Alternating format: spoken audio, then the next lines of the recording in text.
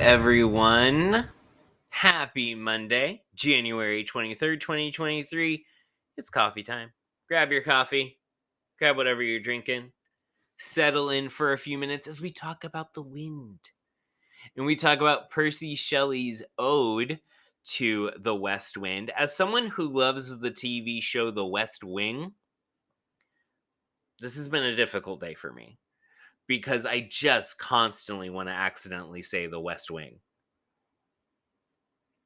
Maybe I should write an ode to the West Wing in the style of Ode to the West Wind. But my bell ringer for you today was, when you think of the wind, what do you think of? A lot of people have had different answers today so far. We've had waves crashing on beaches. We've had wind blowing through meadows and blowing flowers around. We've had talk of hurricanes and tornadoes.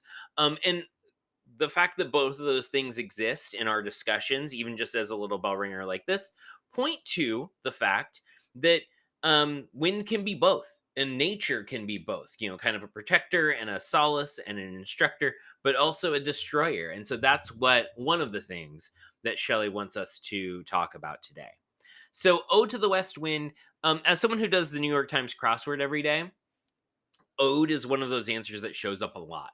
So an ode is it's a three-letter word with two vowels in it, so it gets used a lot in crosswords. But an ode, for our purposes today, is any poem or other form of literature, usually a poem though, that is written in honor of somebody or something else. So Ode to Joy, the musical piece, da, da, da, da, da, da, that, yeah, that is an ode to joy. We have tons of odes all over literature, but this is an ode to the West Wind. And you'll see today, it's not even just an ode to it, it literally addresses the West Wind. So keep that in mind. Written by Percy Shelley, lived to a ripe old age of 30 years old, born into a London aristocratic family, but never quite fit in with that London aristocratic vibe. Expelled from Harvard for his political views, gets an early divorce, ends up marrying Mary Wollstonecraft Godwin, aka Mary Shelley, aka the Mary Shelley of Frankenstein. So, a very talented couple, these two were. Percy Shelley believed that poets should be on the forefront, directing the development of a culture and merging science and poetry kind of together. That was his viewpoint of it. So the poem is like 4 minutes long. You can find it online. You can. I'll link to it on the course page. There's a fantastic version read by Michael Shannon of, what would you guys know Michael Shannon from? The Underworld movies. I thought he was in Twilight, but I could be wrong. I don't know. But anyway, he reads it and it's fantastic. It's about 4 minutes long. I'm not going to take the time to do it here, but section 1, we talk about how the wind is a powerful force that can both destroy and preserve. That idea that we've been talking about here. In section 2, we talk about how the wind affects the clouds and what that means, and we think about that for a section. Then how the wind affects the sea and what that means. Remember when we talked about Lord Byron on Friday, we talked about how, like, the sea, if the moon goes out, then the sea is still, and that wreaks havoc. So again, the sea and nature have a really important part to play here. But then there's a shift between sections 3 and 4. There's a shift in point of view. So when we get to section 4, the speaker starts talking about himself and talking about how he wants to be like the wind, how he laments growing up, and how he didn't have many responsibilities or cares or burdens when he was younger. And then even moves even further to section 5 to talk about how he wants to be used by the wind to spread, joy and revolution and thought throughout the earth. Because again, wind can create, but it can also destroy, and it can spread things. That's why you, like, all of a sudden will get a bunch of dandelions in your yard, because the wind blew those seeds in from somebody else's yard, and now they're into yours. So again, we go first, second, third sections, kind of a basic reverence of the wind, and then relating it to himself in the last two. An apostrophe is not just a punctuation mark. An apostrophe or apostrophe is a technique used by poets and writers to address something non human or a person who is not there who cannot respond. You will find this a lot in Shakespeare. You will find this a lot in the Greek poems and Greek tragedies of like calling on gods, right? Like, oh, Athena, please give me wings of feet with wings on them so that I may run faster to my love, right? That's apostrophe. Athena can't respond. Athena shouldn't respond. She should not take her time just responding to everyone who mentions her name. So this is apostrophe. The west wind cannot respond. It is not sentient. So this is apostrophe in this case. The wind is specifically addressed in the first three sections. We also have seasons and nature and the wind being personified. Autumn can't breathe. Spring doesn't have a sister. The storm doesn't have hair. The Mediterranean doesn't actually physically sleep and wake up.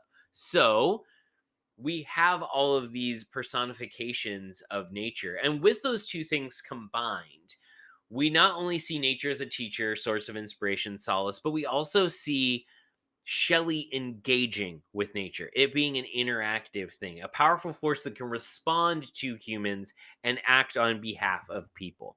Wordsworth in his poems um, celebrate nature, celebrate it for all of its big and its small and its reverence, but we see Shelley going one step further and engaging with it and almost making it interactive. One of the things that the Romantics were also good at was using vivid but simple language and tons of imagery to prove their point about nature. And we get that here. Section 1 features all the strong complementary language about honoring the wind. Lines 13 and 14 asks the wind to hear his voice with these titles of respect. And then all the way back at the end in section 5, we have the speaker comparing himself to the wind. And hoping that it can share its ability to spread the seeds that bring new life. One of the things that I read is that it's theorized that Shelley wrote this in response to losing his son, and the grief and bringing new life and all of the kind of conflicted feelings, right? So that could be a definite possibility. So what do we have our theme wise in each section? So the first one, and how do they relate to the romantics?